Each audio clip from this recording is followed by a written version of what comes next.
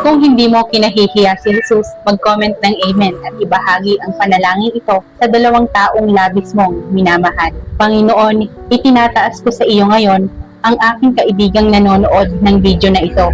Alam mo ang laman ng kanilang puso at batid mo rin ang pinagdadaanan nila. Minsan, nakakaramdam sila ng pagod, takot at pag-iisa, ngunit kailanman ay hindi sila iniwan ng iyong pag-ibig. Panginoon, kapag humaharap sila sa mga pagsubok, ipaalala mo sa kanila, tulad ni Moises, maaaring maghati ng pulang dagat sa iyong harapan. Tulad ni David, bawat higante ay maaaring bumagsak sa iyong pangalan. Tulad ni Job, kahit matapos ang pagkawala, maaaring sumibol ang bagong pag-asa sa pamamagitan ng iyong biyaya. Kapag kami ay mahina, Panginoon, palakasin mo kami sa pamamagitan ng iyong lakas. Tulungan mo kami na manangan ng matatag sa iyong pangako. Sa pangalan ni Jesus, Amen. Ito ang aming dalangin. Amen.